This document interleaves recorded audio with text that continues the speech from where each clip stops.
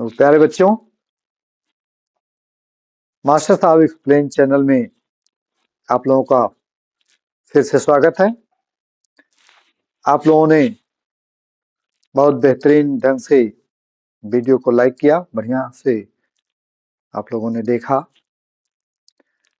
इसके पिछले टर्म में हम लोगों ने इन्फ्लोरेसेंस पुष्प क्रम के बारे में अध्ययन किया, क्योंकि जितने भी प्रकार की फैमिली हैं या जितने भी पुष्प का हम डिस्क्रिप्शन करेंगे, वर्णन करेंगे, सब में हमें इन्फ्लोरेसेंस या पुष्प क्रम के बारे में देखना है कि इसमें कैसा पुष्प क्रम है। पुष्प क्रम के बारे में हम बताए कि तमाम प्रकार के पुष्प क्रम हैं, असीमाक्ष, ससीमाक्ष, विशेष और संयुक्त प्रकार के। तो ये पुष्प क्रम के बारे में सब हो गया अध्ययन। इसी सिलसिले में हम लोगों ने फैमिली लेगुमिनोसी की सब फैमिली पैप्लियोनेटी, सब फैमिली सिसल्पिनॉइडी और सब फैमिली मिमोसॉइडी के बारे में अध्ययन कर रहे थे। तो हम लोगों ने पहली सब फैमिली पैप्लियोनेटी के बारे में पढ़ी। पैप्लियोनेटी फैमिली मुख्य रूप से लेगुमिनेसी ही कही जाती है, क्योंकि लेगुमिनेसी से संबंध है सभी दलहन वाली फसलें, और जितनी भी दलहन वाली फसलें हैं अर्थात जिनसे हमें दाल प्राप्त होती है, वो सब की सब फैमिली पैप्लियोनेटी के अंतर्गत रखी गई। जैसे चना, अरहर, मटर, मूंग, मसूर, उड़द, ये जितनी भी प्रकार की दलहन फसलें हैं, सब हम लोगों ने अध्ययन किया फैमिली पैप्लियोनेटी के अंतर्गत। अब इसके बाद हमें दूसरी सब फैमिली है सिसल्पिनॉइडी।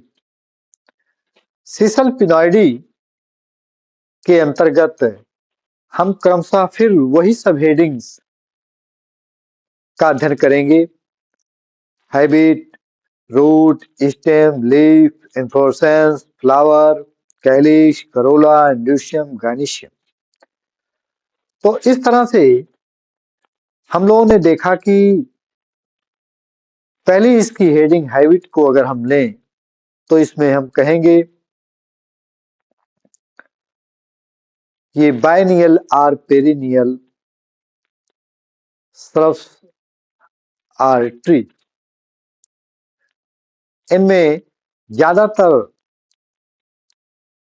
पेड़ पौधों का अध्ययन होता है, क्योंकि अगर उदाहरण के रूप में हम देखें तो फैमिली सिसल्पिनॉइडी में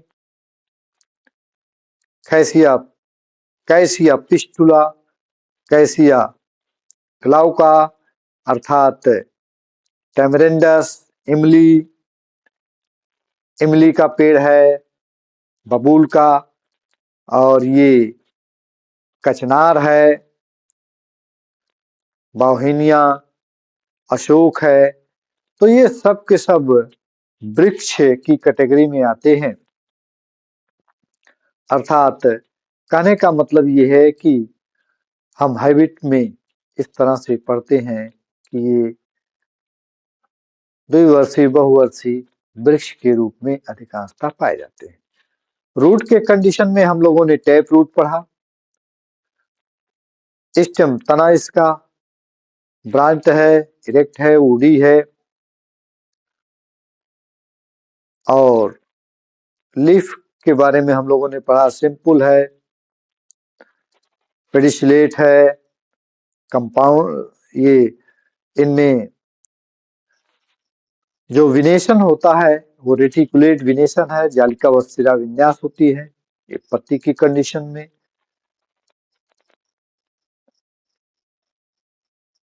अब इसके बाद इन्फ्लोरेसेंस में रेसिमोस प्रकार का है। फ्लावर की हेडिंग में कंप्लीट है, ब्रैक्टिएट है या यूब्रैक्टिएट कुछ में पाए जाते हैं तथा जाइगोमॉर्फिक है, कंप्लीट है, पूर्ण है। ये फ्लावर की हेडिंग है। फ्लावर के बाद हम लोग कैलिक्स में आते हैं। सेपल्स 5 हैं, पॉलीसेप्लस कंडीशन है, इम्ब्रिकेट एस्टिवेशन है और करोला की हेडिंग में पेटल्स 5 हैं, ये भी पॉलीपेटलस हैं। असेंडिंग इम्ब्रिकेट एस्टिवेशन पाया जाता है।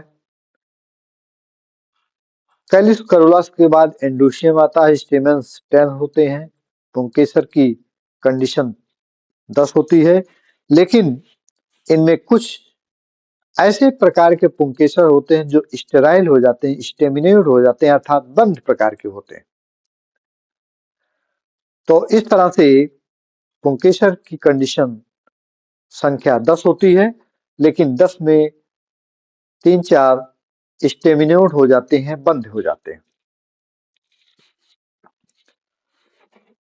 और इनमें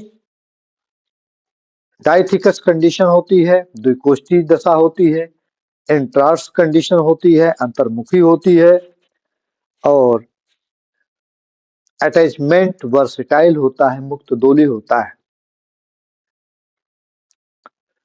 मुक्त दोली का पिछले टर्म पर हम आप लोगों को बताए थे कि जैसे मक्का का जीरा आप लोग देखते हैं तो उसके जीरे में आप लोग देखते हैं कि जब हवा चलती है तो जैसे लगता है चमकता है और वो दोलन करता है।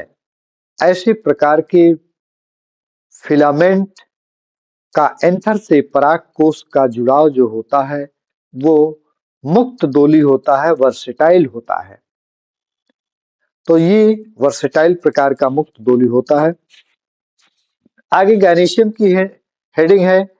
गायनीशियम में मोनोकार्पेली एक अंडपी होते हैं और एक अंडप के साथ साथ जो है इनमें ओवरी सुपीरियर होती है, क्योंकि फ्लावर वाली हेडिंग में आप लोगों ने पढ़ा कि फ्लावर हाइपोगाइनस है। हम बार बार आपको रिपीट करते हैं कि अगर किसी भी फैमिली में आप किसी भी फ्लावर का डिस्क्रिप्शन कर रहे हैं और फ्लावर वाली हेडिंग में आपने पढ़ा कि हाइपोगाइनस, हाइपो मीन्स होता है नीचे, गाइनस मीन्स गायनीशियम। जब गायनीशियम के नीचे से पुष्प के सभी भाग व्यवस्थित होते हैं तो ऐसे कंडीशंस में गायनीशियम या ओवरी का स्थान ऊपर हो जाता है, उसे हम ऊर्ध्ववर्ती कहते हैं।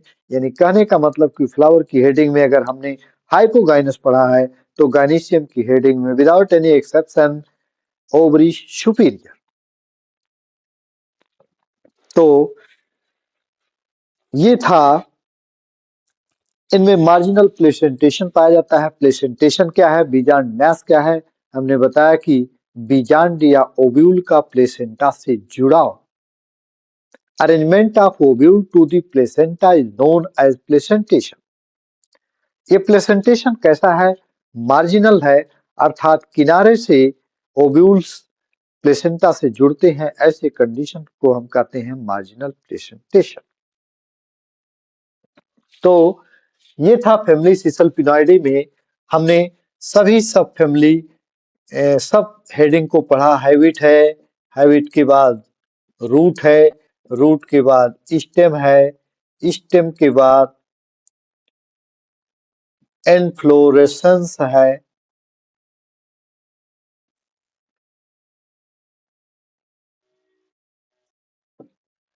और इसके बाद फ्लावर है, फ्लावर के बाद कैलिक्स है, कैलिक्स के बाद करोला है, करोला के बाद एंडोशियम है, एंडोशियम के बाद गायनीशियम है। तो ये किसी भी फैमिली या किसी भी फ्लावर का डिस्क्रिप्शन करने के लिए इतनी सब हेडिंग का हम डिस्क्रिप्शन करते हैं और इस डिस्क्रिप्शन करने के बाद तब हम फ्लोरल फार्मूला और फ्लोरल डायग्राम का अध्ययन करते हैं। इसके आधार पर हम फैमिली की स्पष्ट रूप से पहचान कर पाते हैं। अब इस फैमिली की इकोनॉमिक इंपॉर्टेंस क्या है? इकोनॉमिक इंपॉर्टेंस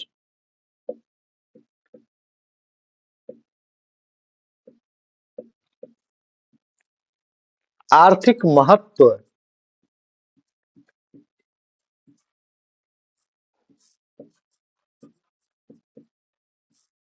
फैमिली का आर्थिक महत्व क्या है? तो इसको एक एक हेडिंग के आधार पर हम लोग अध्ययन करेंगे। इसमें पहला है कि औषधि के काम आने वाले पौधे, औषधि के रूप में।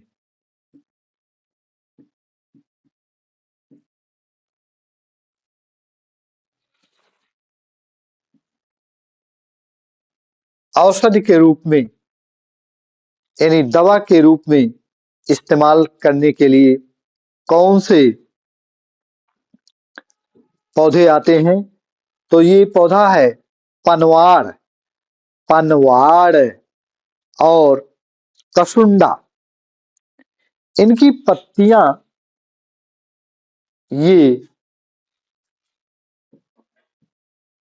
पनवाड़ और कसुंडा, इनकी पत्तियां चर्म रोग में इस्तेमाल होती है। स्किन डिजीज, पनवाड़ और कसुंडा ये चर्म रोग में इस्तेमाल होती हैं। दूसरा है केसिया ग्लोका। ये केसिया ग्लोका, इसकी पत्तियां मधुमेह रोग अर्थात डायबिटीज के पेशेंट के इस्तेमाल में आती है। कैसिया ग्लोका। इसी तरह से कैसिया फिस्टुला भी जो है ये दवा के रूप में आता है। Cassia fistula.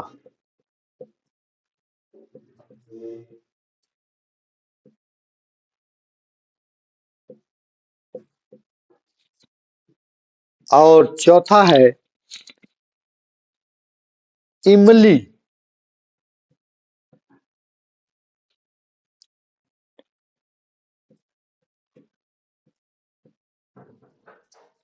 टैमरेंडस इंडिका।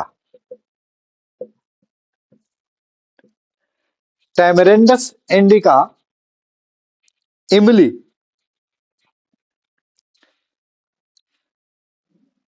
आप लोग सोचते होंगे कि इमली का क्या महत्व है। तो इमली का कितना बड़ा महत्व है, जो कि फैमिली सीसल पिनॉइडी के अंतर्गत पाया जाने वाला पौधा है। आप लोग देखते होंगे आजकल बारात में सबसे ज्यादा भीड़ कहीं लगती है खाने पीने वाली चीज में, तो कहाँ लगती है? जहां पर आप देखते हैं कि फुल्की, वाह रे फुल्की, इतना तहलका मचा देती है फुल्की कि ऑटोमेटिक लग जाता है कि जहां ज्यादा भीड़ है वहीं पर फुल्की। इसका वैज्ञानिक इंपॉर्टेंस आप लोग नहीं सोचते होंगे कि क्या है, क्योंकि हम बायोलॉजी के स्टूडेंट हैं। हमें भोजन की मात्रा किस अनुपात में करना चाहिए, जिसको बैलेंस डाइट कहा जाता है, संतुलित आहार कहा जाता है। अर्थात कहने का मतलब कि ऐसा भोजन हो जिसमें सभी पोषक तत्व जो हमारे शरीर को आवश्यक मात्रा में मिलना चाहिए वो सब मिलना चाहिए। आप लोग देखते हैं कि बारात में बफर सिस्टम लगा हुआ है, सब एक एक सिस्टम लगे हुए हैं। कहीं मिठाई है स्वादिष्ट फर्स्ट क्लास की, तो कहीं पर देख रहे हैं चाउमीन है, बर्गर है, और इस तरह से आजकल तमाम चाइनीज आइटम के भोजन है। लेकिन सब भोजन के साथ साथ देखते हैं कि जहां फुल्की है, अरे वाह, क्या फुल्की, इतनी भीड़ है कि लग जाता है कि वास्तव में ये फुल्की की भीड़ है। उस फुल्की की भीड़ में क्या है, आप देखते हैं कि फुल्की में पानी भर भर के और तड़ा तड़ा आप घोटे चले जाते हैं। कभी आपने उसके बारे में सोचा वो क्या है? उस पानी में वही सबसे मजेदार चीज है कि अगर वो पानी का सही अनुपात बना हुआ है, आप देखते हैं कि वो खट्टा स्वाद होता है, और उस खट्टे स्वाद में क्या है, इमली है। तो इमली जो है वो क्या करती है कि सहपाचक के रूप में कार्य करती है। अर्थात कहने का मतलब, जो हम अचड़ कचड़ मचड़ जितना भी प्रकार का भोजन लेते हैं, वो फुल्की, वाह रे फुल्की, क्या करती है कि उसमें जो इमली है, वो इमली भोजन को सही मात्रा में एंजाइम्स के रूप में पचाने का कार्य करती है। तो ये एंजाइम पकाने का काम करती है इमली, और ये इमली बिलोंग करती है, जिसका बॉटेनिकल नेम है टैमारिंडस इंडिका, ये बिलोंग करती है फैमिली सिसलपिनॉइडी से।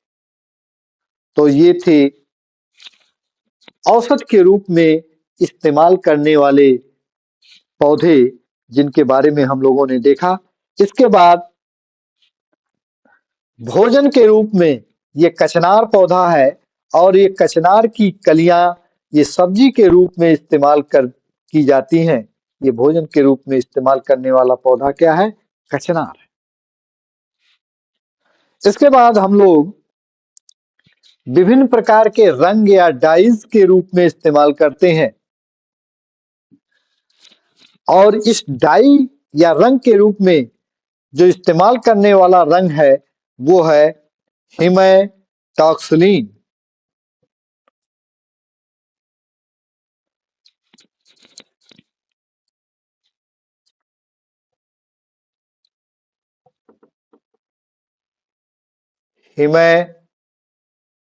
हिमेटॉक्सिलिन,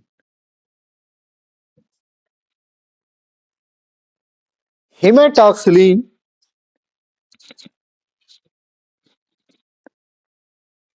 हिमेटॉक्सिलिन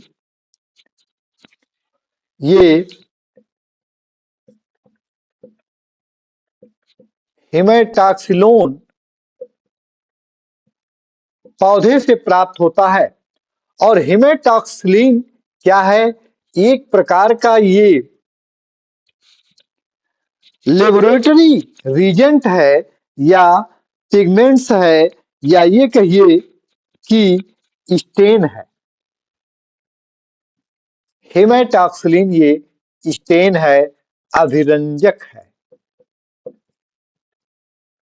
अर्थात कहने का मतलब कि लेबोरेटरी में जब हम जूलॉजी की स्लाइड बनाते हैं और जंतु ऊतक सेक्शन काट करके हम जंतु ऊतक एनिमल टिश्यू की स्लाइड जब हम बनाते हैं, तो वहां पर स्टेनिंग के लिए जो केमिकल इस्तेमाल होता है उसे कहते हैं हिमेटॉक्सिलिन।